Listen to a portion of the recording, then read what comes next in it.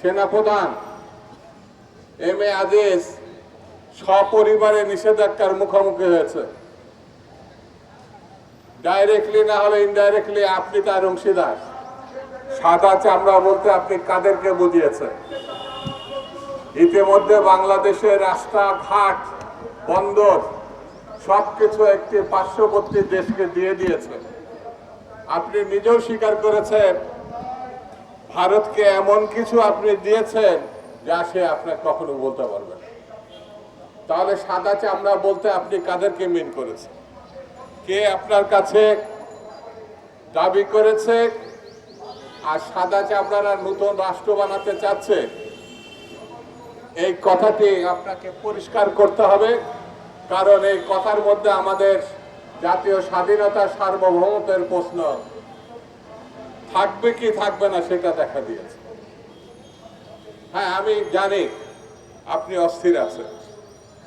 একসময় আপনার সেনাপ্রধান এম এ আজিজ সপরিবারে নিষেধাজ্ঞার মুখোমুখি হয়েছে। ডাইরেক্টলি না হলে ইনডাইরেক্টলি আপনি তার অংশীদার। তার মধ্য দিয়ে 18 সালে আপনি নদী পার হয়েছিলেন।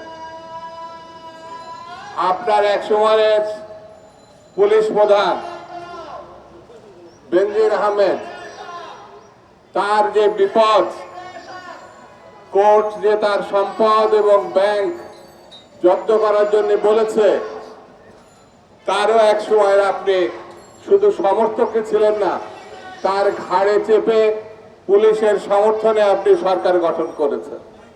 যেই চাকরি থেকে গেছে, যেই বিপদে পড়েছে, সেই আপনি মই কেড়ে নিয়েছেন।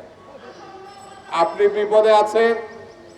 খুনি, দুশ্চরিত্র, স্বর্ণ চোরাচালানি, এমন কোনো অপরাধ নেই যার উল্লেখ শেষ করা যাবে না বলে তাকে খণ্ড খণ্ড করা না। পুলিশ কমিশনার হিসাবে হারুন সাহেব উল্লেখ করেছে, তার হাড় থেকে মাংস ছুটিয়ে নেওয়া হয়েছে।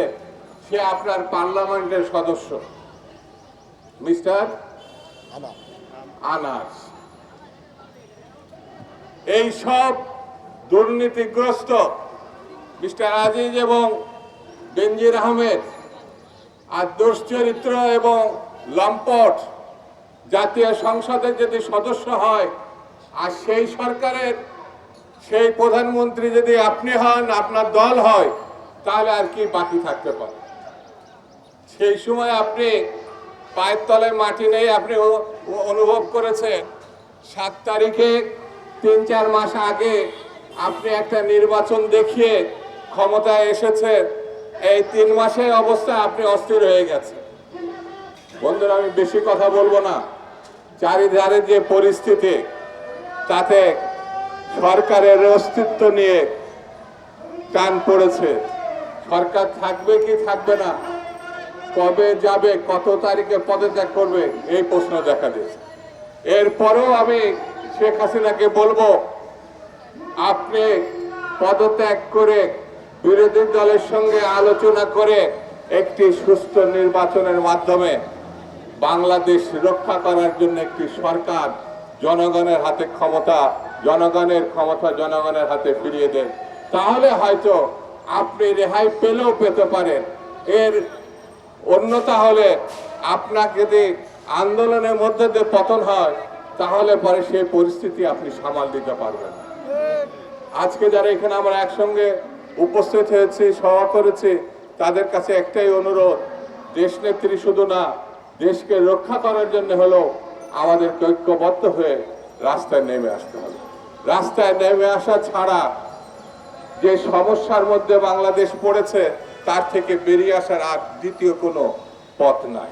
সেই জন্য বন্ধুরা, আসুন আমরা ঐক্যবদ্ধ হই এবং আন্দোলনে